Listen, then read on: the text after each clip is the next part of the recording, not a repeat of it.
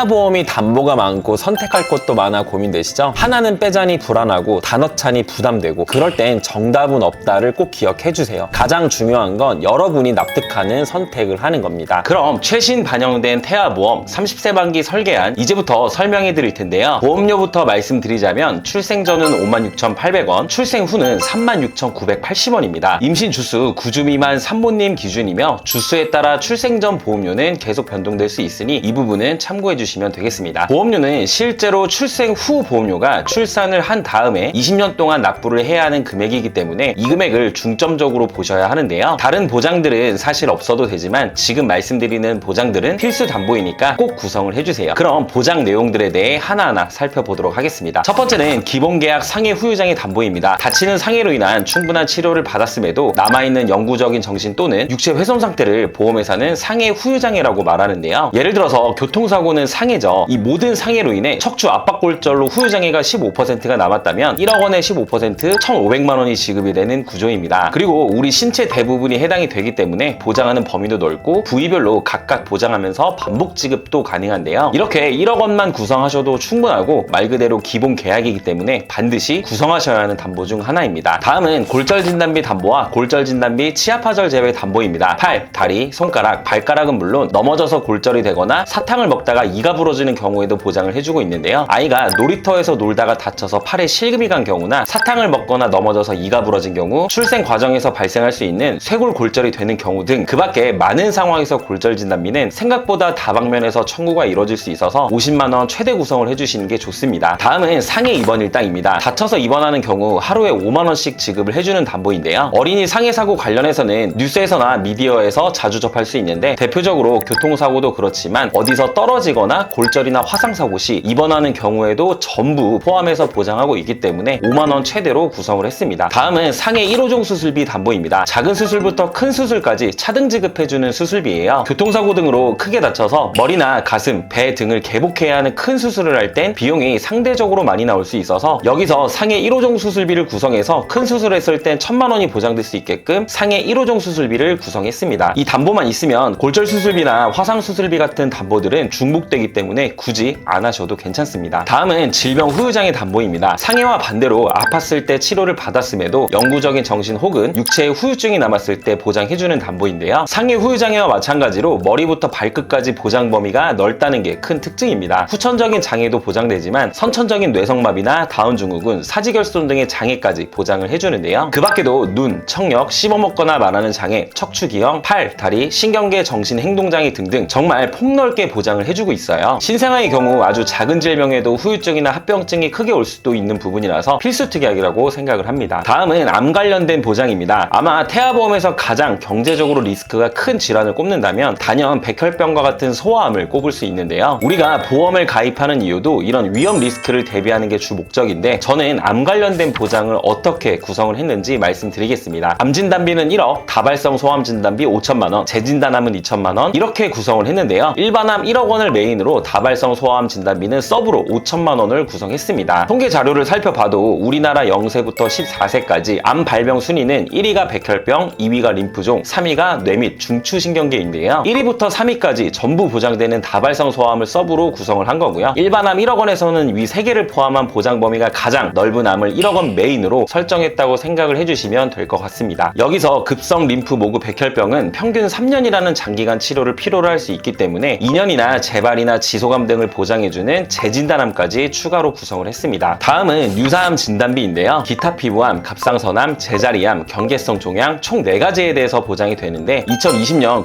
국가암정보센터에 따르면 특히 갑상선암은 15세부터 64세까지 발병률이 가장 높은 암이고요. 일반암에서는 이 4가지가 제외되기 때문에 최대 금액 2천만 원으로 준비를 했습니다. 다음은 뇌졸중과 뇌혈관 질환 담보입니다. 뇌질환 관련해서는 사실 뇌혈관 질환 담보 하나만 구성하셔도 그 안에 뇌졸중도 포함되어 있기 때문에 뇌혈관 질환 하나만 있어도 큰 문제는 없어요. 그렇지만 태아보험에서 뇌졸중도 굳이 구성을 한 이유는 출생 과정에서 발생할 수 있는 신생아 뇌출혈 대비 때문입니다. 이 신생아 뇌출혈이 발생했을 때 뇌혈관, 뇌졸중 가입 금액의 20%만 보장을 해주고 있기 때문에 뇌졸중도 같이 구성해서 각각 400만 원씩 총 800만 원을 중복 보장받을 수 있도록 구성을 해주셔야 돼요. 간혹가다 뇌혈관 1, 2로 구성하시는 분들도 계시는데 이 뇌혈관 1, 2로 구성을 하게 되면 신생아 뇌출혈에 대해선 400만 원만 보장이 되고 되고 명칭은 뇌혈관 질환 1, 2지만 뇌혈관 질환 안에 해당하는 질병을 2번 보장하는 게 아니라 보장하는 범위를 반반 나눠 놓은 구조거든요. 그래서 뇌혈관 뇌졸중 보장 범위와 뇌혈관 1, 2 보장 범위는 동일하다고 생각해 주시면 될 것 같습니다. 다음은 허혈심장질환 담보인데요. 태아보험에서 심장혈관 진단비는 대표적으로 협심증과 급성심근경색을 보장해주는 허혈심장질환과 여기에 부정맥과 심부전 등도 보장해주는 심혈관 질환이 있어요. 각자 보장하는 내용을 자세히 살펴보면 허혈심장질환은 I20에서 I25까지 포함하고 있고 심혈관 질환은 I20에서 I25, 즉 허혈성도 포함해서 I47, I48, I49, I50을 추가로 더 보장을 해주는 담보입니다. 그럼 심혈관은 허혈성보다는 보장 범위가 더 넓다는 뜻인데 범위가 넓으니까 꼭 심혈관으로 넣어야 하는 건지 통계 자료를 보면서 설명을 드려볼게요. 2023년도 통계 자료를 보면 I47에서 I50까지의 0세에서 29세까지 환자 수를 모두 더하면 27,875명이거든요. 그리고 2023년도 0세에서 29세까지의 총 인구수는 1,441만 명입니다. 이걸 퍼센테이지로 계산해서 소수점은 반올림해서 말씀드리자면 30세 이전까지 발병률이 약 0.2% 정도밖에 안 되기 때문에 30세 만기로 심혈관을 대비하기엔 발병률이 굉장히 낮다고 볼 수 있을 것 같아요. 그래서 가족력이 있는 분들은 심혈관으로 구성하셔도 괜찮지만 반대로 가족력이 특별히 없다면 굳이 비싼 보험료를 납부하면서 심혈관으로 꼭 안 하셔도 될 것 같아요. 저는 개인적으로는 허혈성으로만 하셔도 충분하다고 생각합니다. 다음은 뇌성마비 진단 담보예요. 뇌성마비는 출생 전, 출생 시, 출생 후에 뇌가 미성숙한 시기에 뇌에 발생하는 운동 기능 장애를 총칭한다고 해요. 뇌성마비에 대해 제 경험담을 말씀드리자면요. 이 뇌성마비의 진단을 받으면 초기 치료에 집중을 해야 되기 때문에 부모님의 적극적인 보살핌이 필요하다고 하더라고요. 그래서 부모님이 맞벌이를 하셨던 분들이라면 한 분은 경제활동을 중단하기도 하기 때문에 뇌성마비는 넉넉하게 해주셔도 괜찮습니다. 해당 설계에는 500만 원 정도로 구성해드렸습니다. 본 광고는 심의 기준을 준수하였으며 유효기간은 심의일로부터 1년입니다. 다음은 질병 입원 일당 담보입니다. 1에서 30일까지는 만원, 1에서 180일까지는 5만원으로 총 6만원 최대 구성을 했는데요. 여기서 종합병원 1인실 담보 4만원과 상급종합병원 1인실까지 추가해서 만약 아이가 종합병원 1인실에 입원한 경우엔 하루 최대 10만원이, 상급종합병원 1인실에 입원했을 땐 하루 최대 30만원씩 나오도록 구성을 했는데요. 여러분도 잘 아시겠지만 신생아들은 고열이나 장염, 구토 등과 같은 작은 질병에도 입원을 하는 경우가 빈번하게 발생할 수 있어서 입원 일당은 이처럼 탄탄하게 구성을 해주셔야 합니다. 일반 병실은 물론 실비에서도 보장을 해주고 있지만 상급 병실의 경우 일반 병실과의 차액 50%만 보장이 되고 하루 최대 한도가 10만원 밖에 되질 않아요. 서울에 있는 큰 병원은 상급 병실 비용이 대부분